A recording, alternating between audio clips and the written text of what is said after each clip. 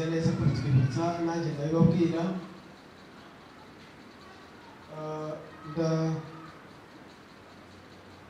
Ndabyibuka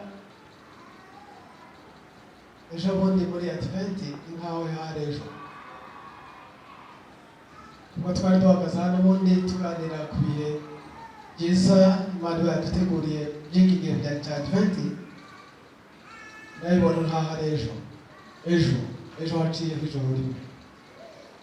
Ndabibona rwose ko ari ejo, ari umunsi w'ejo washize. Nubwo hashobora kuba haciye iminsi irenga 300, ariko iminsi 300 ni nk'amasegonda make gusa. Ni igihe kigufi. Iminsi, amasaha n'iminsi n'ibyumweru n'amezi n'imyaka n'ibihe biriruka, birasiganwa, birihuta, kandi birihuta cyane. Evenema iyo ari yo yose y'ibyishimo cyangwa y'ibibi, nubwo ari yayindi igenda igaruka mwaka, ariko birihuta, kandi birihuta cyane, kandi cyane. Yobu niwe wabivuze neza, aravuga ngo iminsi yanjye, kandi si ya Yobu gusa, ni yacu twese, yewe nawe, birihuta cyane kurusha ibibohesho by'umuboshi w'inkera. Na evenema zose n'ibihe byose n'umuyaga n'izuba n'ibintu byose tureba, birihuta, biriruka, ntagihagarika evenema, ntagihagarika ibihe. Ibihe byo biri muri kursa, bigenda bisimburana. Ko twabitegeka si twebwe, ahubwo tubyinjiramo tukagendana nabyo ko bimeze. Kandi muri ibyo bihe iyo twibutse wenda tukavuga ngo n'ejo hashize umwana wavutse muri Advent y'ubushize, uyu munsi yamaze umwaka, kandi koko n'ejo nkomeze mbivuge n'ejo. Ariko nanone ku muntu wagiriyemo ibibazo ashobora kuvuga ati nuko byararangiye, nta byiringiro bifite, ibintu byarapfuye, ntibigikize, ibyanjye byarahambwe, nta byiringiro yuko byongera kandi gukira, nta buryo naba ngifashe biriya byarashize, byaragiye, sinzongera kandi kubigarura. Nibyo naje ndemeranya nawe, ibyashize ntibigaruka, ariko Imana ifite ibyashize n'ibiriho n'ibizaza mu ntoki, ihindura ibyashize bikabaho byiza, ibiriho bikabaho byiza, n'ibizaza bikabaho byiza. Ibyo nta mwana umuntu ushobora, ariko Imana yonyine niyo ibishobora. Muri urwo rugendo rero iyo tururimo, tukibuka ko iyo minsi yacu irimo kwiruka, dusitara, dusitazwa, tukubitwa hasi, ariko ntidushireho. Dushobora tukavuga kimwe n'umwanditsi Yeremiya mu gitabo cy'amaganya yiwe. Yaramaze kugera mu mibabaro myinshi cyane, aravuga ngo umubabaro wanjye n'amakuba yanjye uyampindukiye ubusitu, irakaze, irakarishye, igarura muri njyewe, ni mibi cyane. Ariko avuga ijambo ryiza cyane, iki nicyo nibuka. Haleluya. Iki nicyo nibuka, ngo kandi ngo nibyo binde mu mutima, ngo imbabazi z'Uwiteka nizo zituma tudashiraho, ngo kuko ibambe rye ngo ritabura, ngo zihorazunguka uko bukeye, ngo kandi umurava wawe ngo ni munini. Umutima wanjye uravuga uti Uwiteka niwe mugabane wanjye, nicyo gituma nzajya mwiringira. Ikindi cyo cyonyine gituma tugashyiraho ngo dutwarwe n'umubabaro n'ibikomeye n'imirimo n'ibiturusha byose by'iriya minsi, kuko umwijima wo guhura nawo. Ariko dore kimwe cyo tujya twibuka muri cours des événements, muri mu bintu byiruka by'isi, tujya twibuka kimwe tukavuga ngo imbabazi z'Uwiteka ngo zihoraho iminsi yose. Haleluya. ngo zihora zunguka buri munsi uko bukeye. Imbabazi ziyo ngo ntizihora zishyiraho uko bukeye zibasha, bwacya zikabasha, bwacya zikabasha, bwacya zikabasha. Izo zonyine zikaba zituma tutabashyiraho tukabaho kubera kwibuka ibyo ngibyo. Bavandimwe, ibiri muri iyi si byinshi biba bikomeye, byinshi biba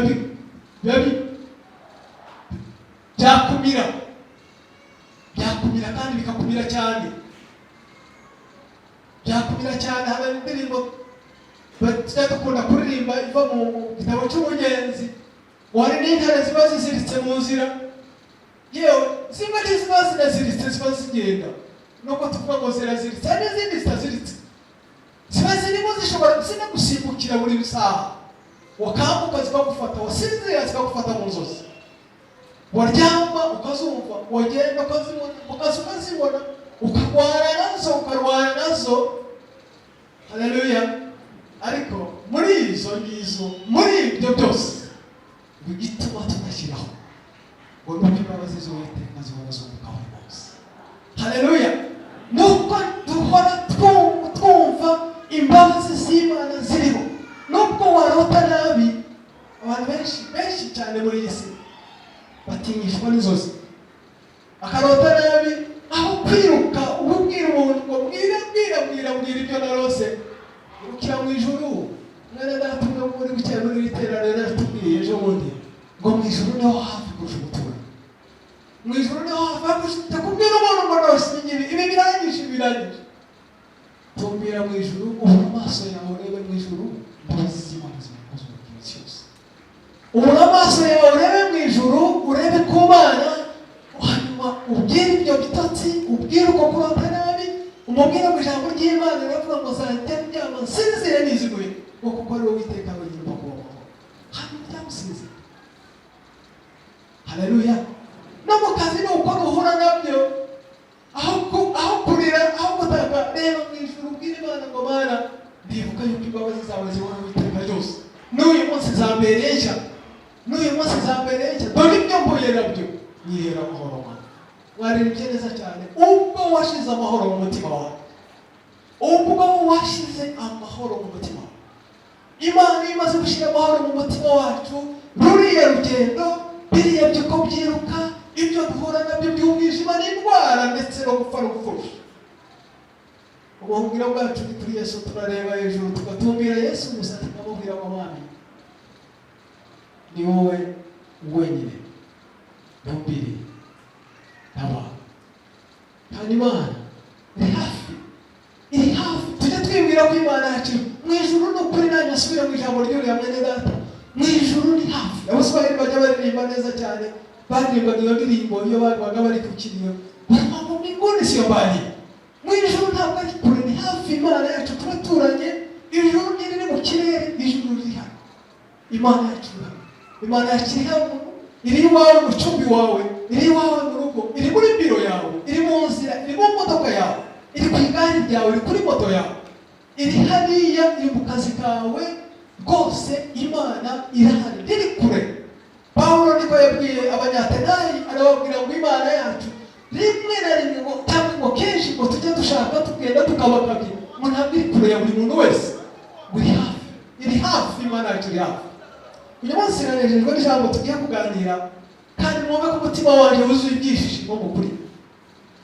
Imana yacu iri hafi, n'ibyishimo byacu byuzuye kandi byuzuye cyane. Ubwo iyo tumaze kunguka kumenya ibyo ngibyo, tukabona burakeye cyangwa busa burije, iyo bukeye tujya tuvuga ngo ubu ni ubundi bugingo Imana impaye, uyu ni uwundi munsi mushya Imana impaye, iyi ni iyindi ngabirano, iyi ni impano yindi Imana impaye. Mu gitondo nabyuka ndavuga ngo Mwami, ni ubundi buzima bushya umpaye, ntabwo ari imyaka yongera ku yindi, ahubwo ni ubundi buzima butangiye. Haleluya. Turi kumwe. Iyo bukeye ntabwo ari umwaka utangiye, ntabwo ari umunsi utangiye, ni ubundi buzima Imana ibishyize mu biganza byawe, ikakubwira ngo nongeye kandi kugabira ubundi buzima, nongeye kandi kuguha ubundi buzima. nongeye kandi kuguha ubundi buzima ushobora gutangira ukabaho. Abantu benshi baziritswe nuko ibyabo bazi ko byashize byarangiye, ariko ntibyashize. Reka mutangarize ko ibyawe bitigeze bishira, kubwira ko ibyawe bitapfuye biriho. Uwazutse afite imbaraga yo kubizura bikaba bishya, umunsi wawe ukakubera mushya kandi wowe. Yesu ashimwe cyane. Mukuri abantu benshi nubwo mubona bagenda, ariko bamaze kugera bumva kare ibitekerezo byabo byarapfuye, bari bumva barahamwe, baribagiwe. Ariko mukuri Imana yazuye Yesu Kristo ikaguha iki gitondo, yakibwira gisha ku bugingo bwawe.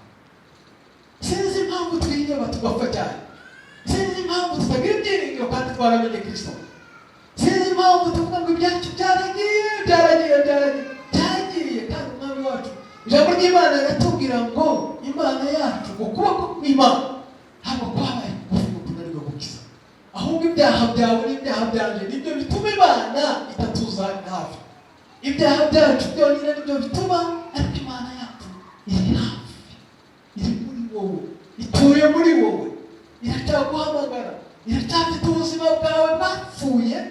Ibyaha byawe byishe uyu munsi ishobora kukubabarira ugahinduka icyaremwe gito.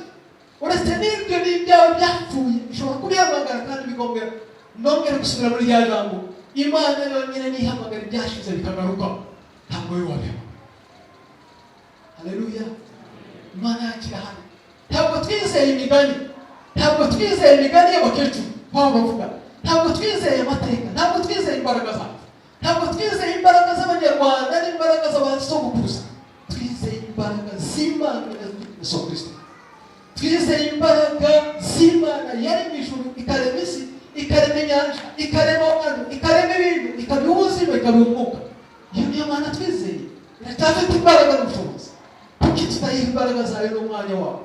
Nuko kwizera kwacu kwaduhaye tukagenda wereye, tutibwira uko iyo Mana iriho.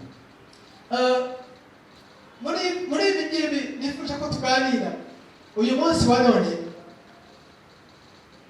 Nanjye ndagaruka kuri Advent, ndibuka amagambo nababwiye rwose ushize, ariko aracyuzuye muri njye kuko Imana akomeje kuyamba. Iki gihe turimo uyu munsi w'iyi tariki ya mbere, njyewe nagira umugisha rwose wo kuganira n'Imana mbere wenda yuko dusangira nawe. Nagize umugisha kandi umugisha utagabanije. Umutima wanjye urabihamya rwose kandi ndabivuga neza. Ariko nawe ufite umugisha. Haleluya. Nawe uracyawufite. Uyu munsi w'iyi tariki icyo Imana ibwira ni iki ngiki. Ubushize ntabwo ari ubushize gusa, ariko nakomeje mbibabwira, n'undi yarabibabwira, pasiteri yarabibabwiye. Uyu munsi itorero riba ritangiye, ni itariki ya mbere y'itangira ry'itorero. Ariko njyewe si icyo Imana ibwira. Imana irambwira ngo nitangira ry'itariki yawe, nitangira ry'ubuzima bwawe n'ubuzima bwanje mu mibereho ya Kristo. Haleluya. Nitangira ry'ubuzima bushya muri Kristo Yesu, nitangira ryo kwibohora imigozi yakufunze yakuboshye, nitangira ry'ubuzima muri Kristo Yesu, ububohotse buhambutse buzima bwatura Kristo Yesu Kristo, ubuzima bwuzuye, ubuzima butari ubw'ibiki. Nubwo abantu dushobora kwandika tukavuga ngo itorero ryatangiye, ariko ridatangiriye muri wowe, ntacyo byaba bimaze. Byaba ribaye amateka gusa, ariko byaba itangira ry'itorero, ryagombye kuba itangira ryawe n'itangira ryawe. Uyu ni umunsi muzima. Ni iki Advent ibwira njyewe? Ni iki Advent kubwira wowe? Iki tubwira icya mbere ni iki ngiki, nuko ari igihe cy'ibyiringiro bishya. Imana yacu ntabwo itubahira. Igihe cy'ibyiringiro bishya, igihe cyo kongera kandi kwisubizamo ibyiringiro byo mu Mana, byo muri Kristo Yesu. Yesu ntabwo itubahira. Turi kumwe?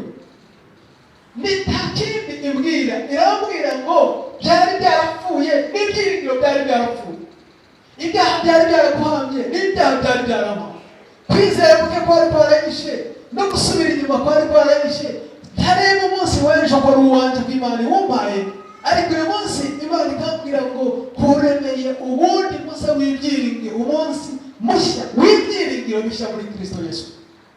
Icyo cy'Imana ishaka kuvuga no mu bintu byawe ukora, no mu byo wibwira, no mu byo utekereza, no mu migambi yawe, ukabwira Imana ukabwira ngo Mana ndagushimye ko uyu munsi wawumpaye ukawubereye mushya, n'ibyiringiro bishya byo gusuka muri Kristo Yesu.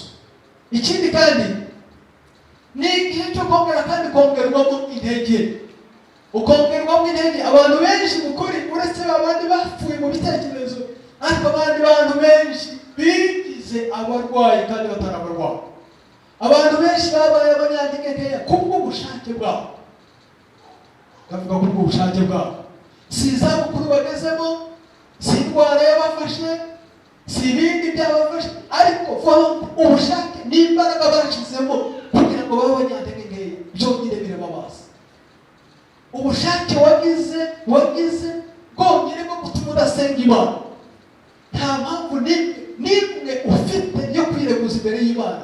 Wowe wenyine ni wowe wagambiriye bavuga ngo nkeneye kuba umunyantege nkeya muri Kristo. Ni wowe wenyine wagambiriye bavuga ngo nkeneye kuba umunyantege nkeya muri Kristo, sinkeneye kuganira n'Imana. Umaze kubivuga urabisinyira, urabikora, uri umunyantege nkeya. Imana ntiyabazwa ibyo ngibyo. Impamvu reka mbikubwire, impamvu nuko Imana yaguhaye Kristo, buri munsi ukawubona, buri joro ukawubona, ukaza kwiteranira ariko ntuhinduke na rimwe, ugahora uri wa wundi usinzira, haba ijoro haba amanywa, wibereye mu byawe, ubana n'Imana. Ni ubushake, ni decision wafashe wenyine, ni wowe wenyine wayifashe. Icyakora uyu munsi nzi neza yuko hari n'abandi bava hano bagikomeje kwirangira umutima, bakomeje kwifuza ko ngo umunyantege nkeya, ariko si cyo nakwifuje. Muvandimwe, reka ngutangarize ko ari ubushake bwawe. Ibyo byakurimo ni ubushake bwawe, ubwo bujura urimo ni ubushake bwawe, ubwicanyi urimo ni ubushake bwawe, ubusambanyi urimo ni ubushake bwawe, kutubaha Imana urimo ni ubushake bwawe. Ni decision yawe, ni wowe wabihisemo, kutabwira Imana ni wowe wabihisemo, kutubaha abantu ni wowe wabihisemo, ibyo ni wowe wabihisemo, ni wowe wabihisemo. Umuntu abicyo yahisemo, no mu ijuru tuzaba icyo twahisemo, no gukorera Imana dukorera Imana kubera ko twahisemo. Iyo ntahisemo, komeza kuba wawe. N'uyu munsi nushaka ukomeze kuba, ariko ni wowe uzaba wahisemo. Uburyarya waba ufite ni wowe wabuhisemo, kuko Kristo Yesu yakuremeye uburyarya. Twese yaturemeye kuba twarabatuwe muri Kristo, tukaba abanyantege, tukaba abanyembaraga, tugasenga Imana, tugakora imirimo myiza. Ijambo ry'Imana yatubwira ngo twaremewe imirimo myiza. Ntabwo Imana yaturemeye imirimo mibi twebwe twahisemo. Kuki wakomeza kuyihitamo muvandimwe? Kubera iki uyu munsi utavuga ngo ndihambuye yangoye umwana Satani yanziritsemo? Kuki utakwihamburiye ngo Satani yakuboshyemo? Ubwo bugugu urimo ni Satani nubwo wahisemo. Kuki utakwihambura? Ubwo bugugu urimo nubwo wahisemo wenyine, kuki utakwihambura? Kuki warinda ufatwa n'iminsi? Nababwira ngo iminsi irihuta kurusha uburabyo, kurusha n'ibibahisho by'ubuki. Kuki wanagwa n'umucyongo? Kuki wanarangiza n'iminsi yawe? Kuki wanahura n'Imana ukavuga ngo sinigeze menya ibi ngibi kandi ari ijuru ry'isi?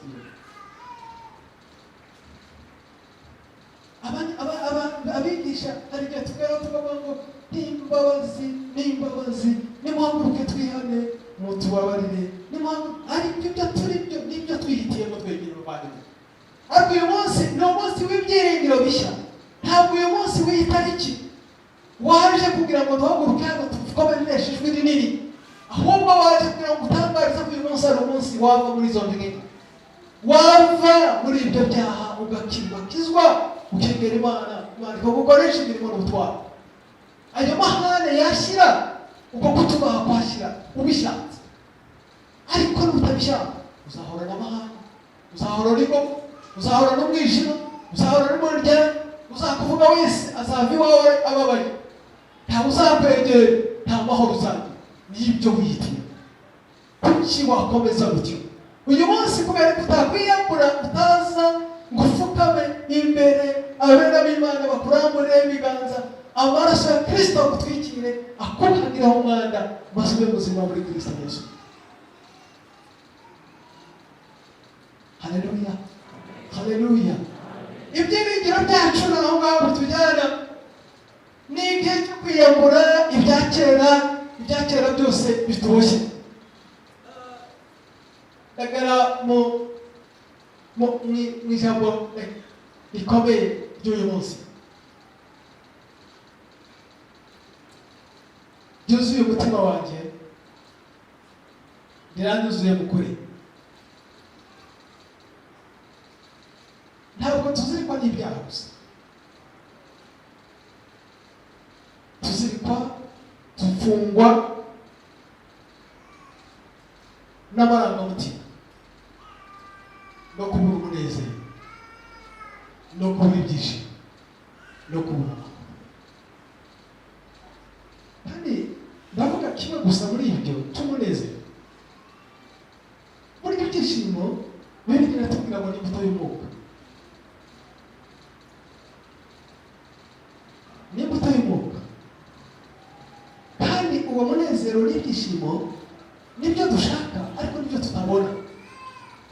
Nibyo bigoye. Uwatubwira aho babihinga twajyayo, uwatubwira ko aho babicukura twajyayo, uwatubwira isoko birimo twajyayo tukabigura, uwatubwira umuntu bitanga twakwirukayo tukajya kubireba, uwatubwira umuntu utanga umunezero wuzuye twakwiruka, nubwo yaba afite asaba amafaranga, abayafite bayatanga bakagaragaza kubona uwo munezero.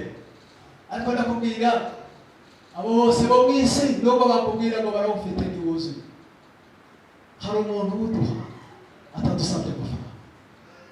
Haleluya. Ndabibabwiye ngo dushobora kujyayo tukanacukura tukawusha, ariko umunezero dufite ntucukurwa, ntugurwa amafaranga, ntiwirukankwa. Ntabwo twiruka tugiye ku musozi kuwushaka. Umunezero turawufite already, turawufite. Imana yarawutugabiye, ni Kristo Yesu. Haleluya. Umunezero dufite Kristo Yesu. Iyo rero tugeze muri iki gihe cyo gutegereza, tukavuga ngo turategereje, ariko tutegereza iki? Tutegereza uwo munezero. Ariko mbere yuko tunawutegereza, no mu gihe tukiriho ukomeza kuzura muri twebwe, ukaba wuzuye, tukaba dutegereje iryo cungurwa ryacu, ariko umunezero wacu wuzuye. Ariko akabaro n'ikibazo dufite, dutegereza umunezero wa Yesu Kristo.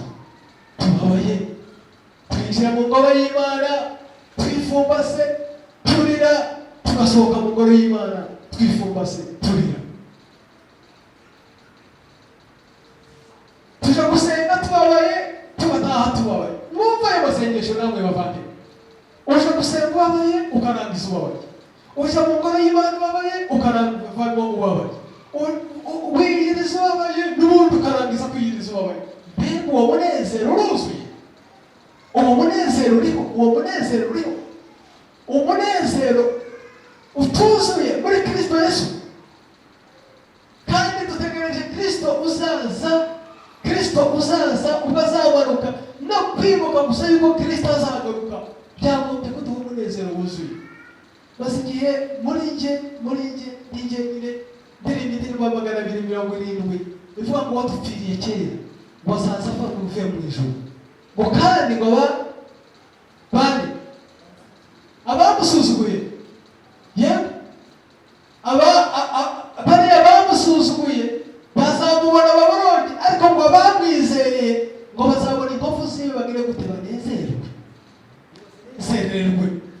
Icyo niyo gusa twibutse ko Kristo azaza akatwereka inkovu zo mu biganza bye byashunguye, byagombye gutuma nezerwa, n'ubwo isi byaba bitarimo biragenda neza. Ariko kandi n'abanyabyaha nabo mubwira bamutegereje bafite ubwoba yuko azaza kubaciraho urubanza kubera ko bamusuzuguye. Ijambo nifuje cyane ko mwanzirikana riri muri Yohana. Uyu munezero wacu bavandimwe turi mufite muri iyi si uri fragile, yifeme, urahita purama, putinda. N'ibintu dufite niko bimeze, bitinda nabyo. Umukozi iyo akora akava mu kazi, umunezero urashira. Umucuruzi acuruje bigahomba, umunezero urashira. Umwana n'umubyeyi iyo bagize icyo bapfa, wa munezero urashira. Umugore n'umugabo iyo bagize icyo bapfa birashira, wa munezero wabo urashira. Iyo abantu muri sosiyete, muri groupe bagize icyo bapfa, wa munezero wabo urashira. Iby'iyi si byose, umunezero w'isi wose ni umunezero utaraho, ni uw'agahe, ni uw'igihe, ni uw'akanya gato, ntiwuzuye, tutinda. Ariko rwose iyo twishingikirije ku by'isi, iyo gusa nta kindi tureba twirebera ku by'isi, iyo bikiriye na wa munezero ujana nabyo tukababara. Wishingikiriza ku byo tuzi, mu gihe utabifite wa munezero ukajyana nabyo. Wishingikiriza ku muntu, iyo agiye wa munezero ukajyana nabyo. Uko niko isi imeze, niko isi imeze. Wishingikiriza ku mahoro y'isi, amahoro yabura, nawe umunezero ukabura.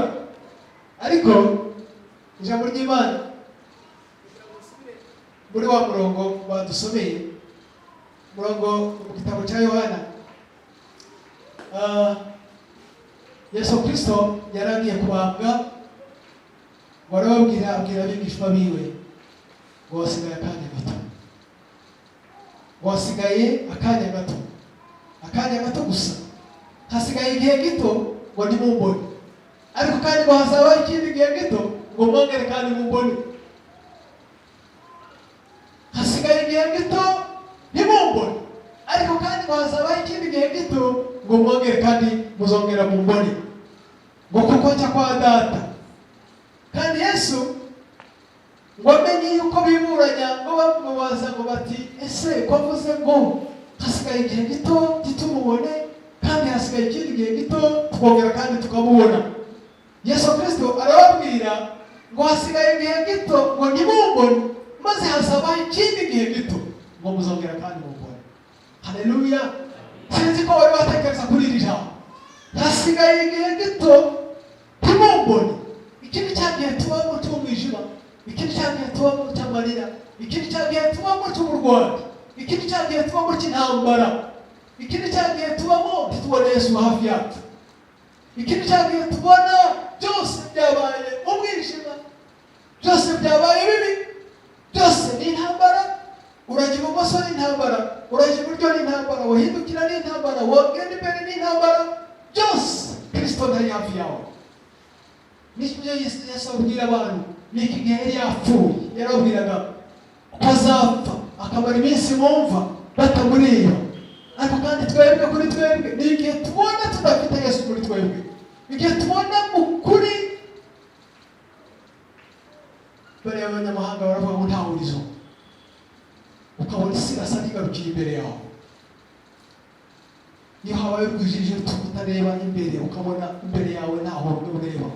Niko gahe gatoya Kristo asa n'uri mumva muri wowe. Ariko Yesu Kristo arababwira ngo nubwo hasigaye igihe gitoya ntimumbone, ngo ariko hazaba ikindi gihe gitoya ngo muzongera kandi mumbone. Haleluya! Bavandimwe, ibi byo duhura nabyo sibyo bifite ijambo, sibyo bya nyuma yo kutabona Kristo hariho kubona Kristo. Nyuma y'imibabaro, nyuma yo kurwana intambara, nyuma yo gukora ntibunguke, nyuma yo kurwana n'ibi, nyuma y'ibyo harimo kubona Yesu Kristo. Haleluya! Sinzi ko mudafite ubuhamya, njyewe ndabufite. Nyuma y'ibi byose byo kuba mumeze ntareba ndi mu mwijima, harimo hirya yabyo kubona Yesu Kristo. Kubera intambara z'iyi si zadutwara zikatwica, nyuma y'amahane y'iyi si intambara uhura nazo zose zo muri iyi si, hirya y'izo ntambara harimo Kristo. Icyakora iyo urangara ukomeza kuba muri izo ntambara, ariko ntuzajya uhura n'ibibazo, byaba ibibazo byo mu murimo, byaba ibibazo byo mu kazi. Ndavuga mu murimo w'Imana, hari igihe tuba tutashaka kubitandukanya.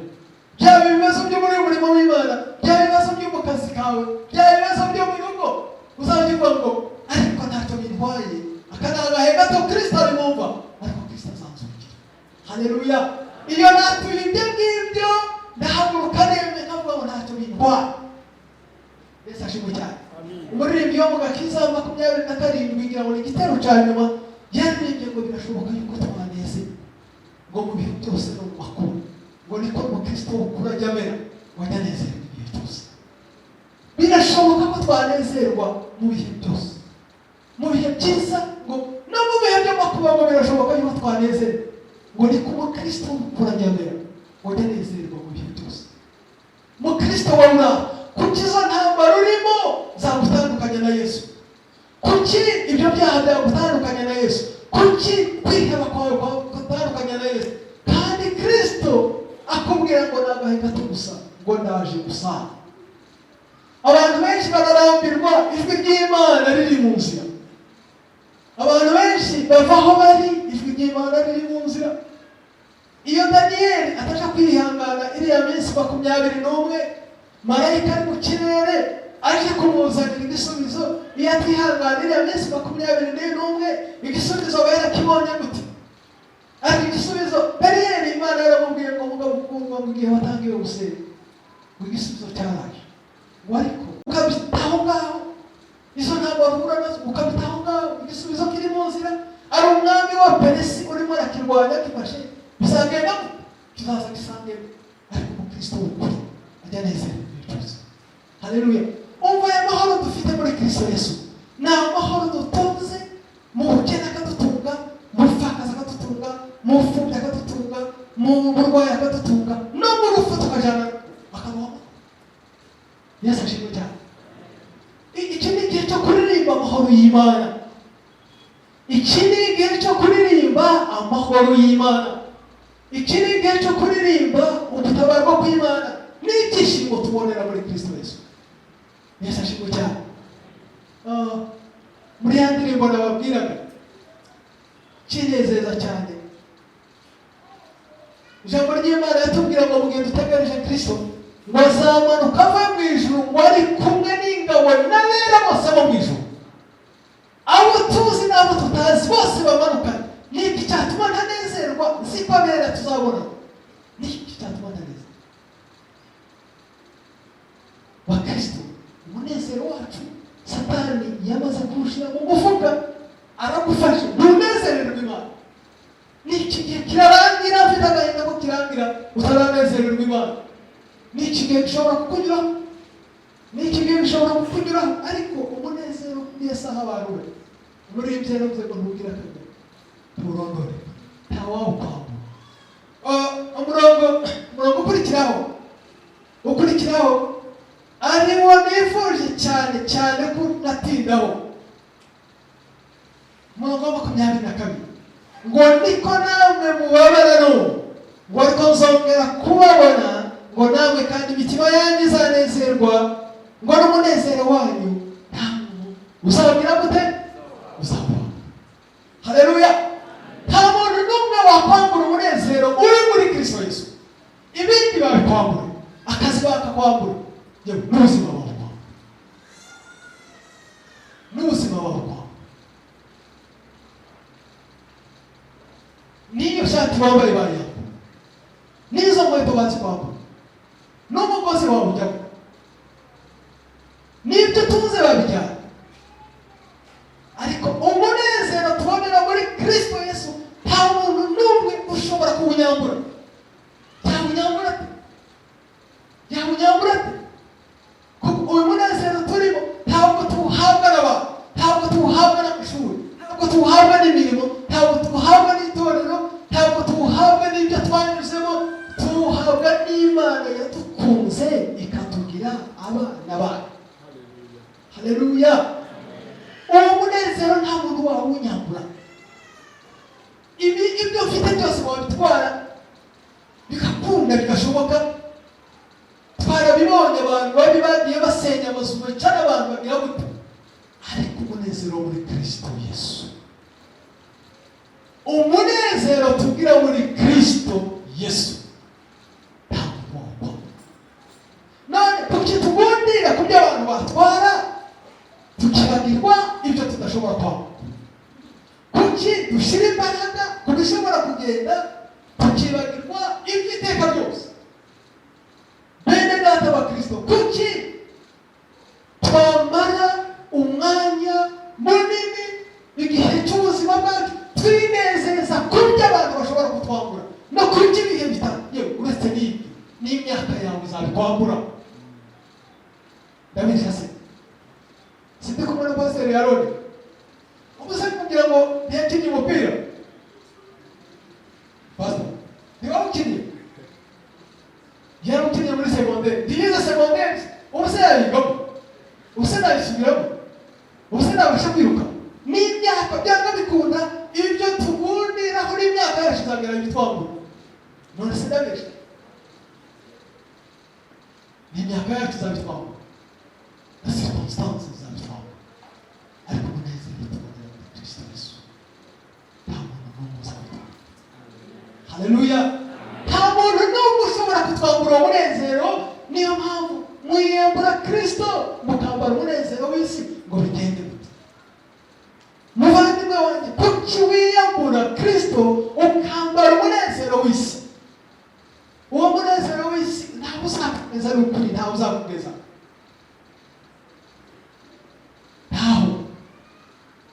Muri ya ndirimbo na mu Gakiza ndibuka hari igitero cyayo kivuga ngo muri ibyo byaha nta munezero ugukwiriye, nta munezero ugukwiriye.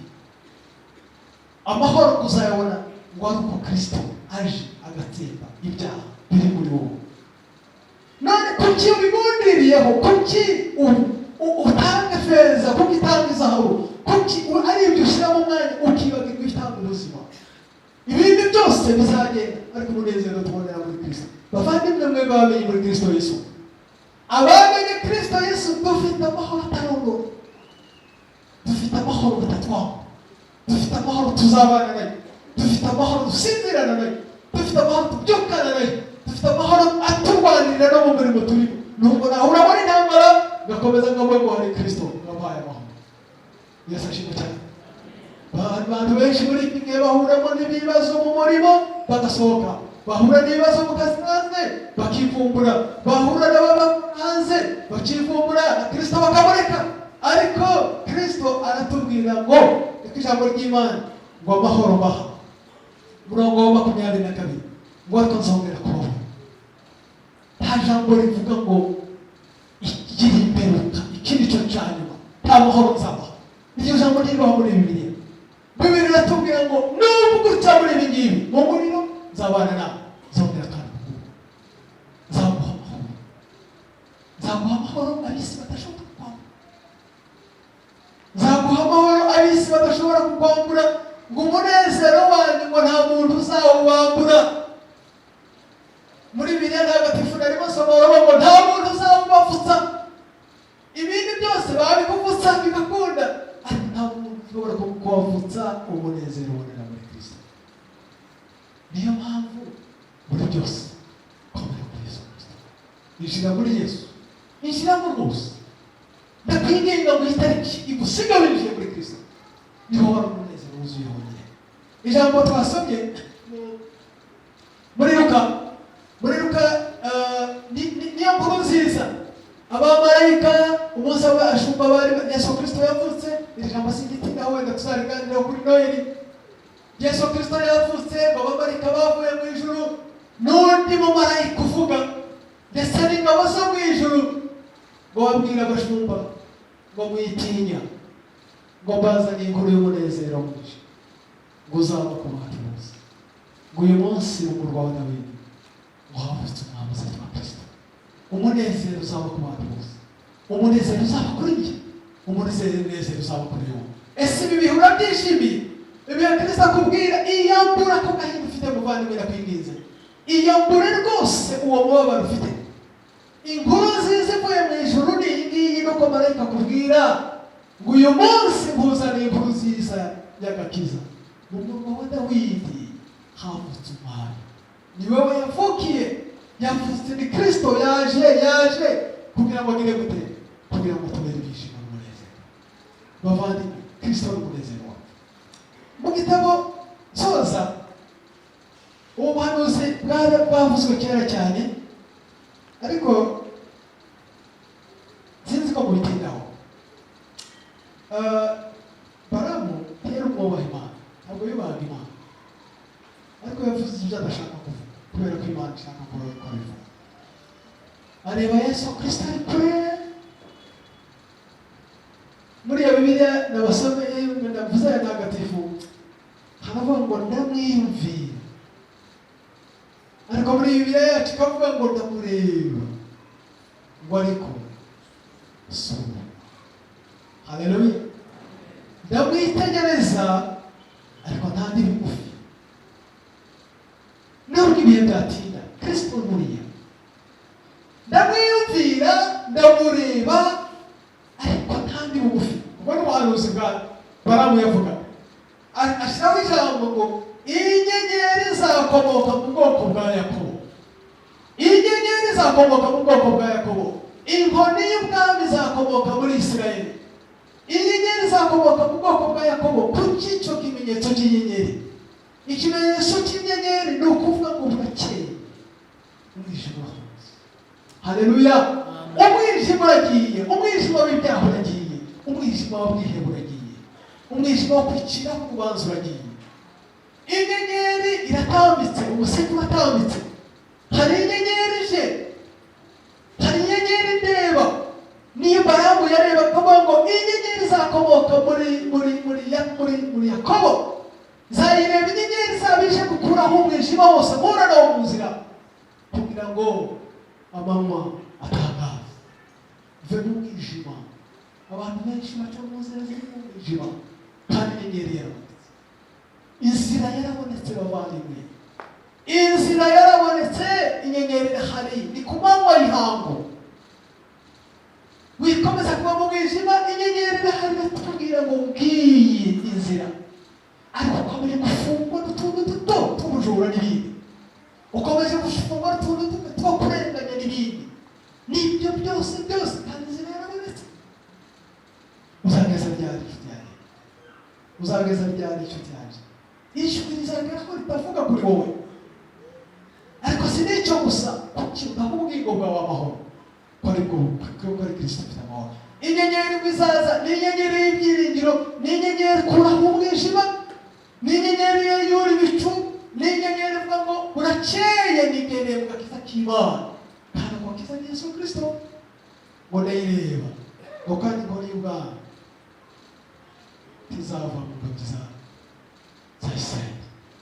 Inkoni ndagira, inkoni y'ubutware, inkoni ndagira. Umwanditsi wa Zaburi yaravuze ngo Uwiteka ni we mwungeri wanjye, sizakena asubiza intege mu bugingo bwanjye. Ku mirongo yawe hepfo akavuga ngo inkoni yawe n'ishyimbo byawe, muri byo byonyine bimpumuriza.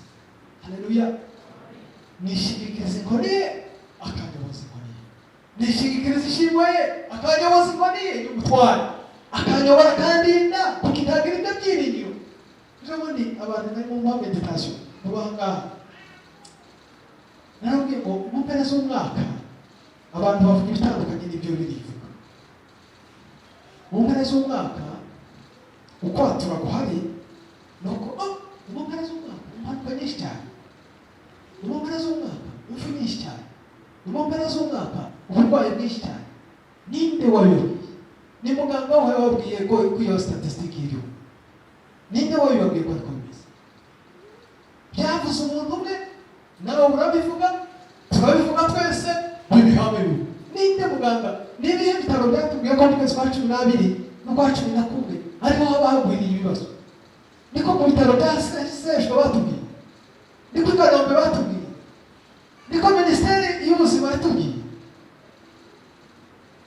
niko batubwiye. Icyo niyo tangazo twabonye. Mu mpera z'umwaka no kwitonda na moto zitwara abantu n'ibintu bitwara abantu benshi. dayimoni nawe kumva abo bantu nababwiraga buriya Imana ikugira ijambo na Satani ikugira ijambo.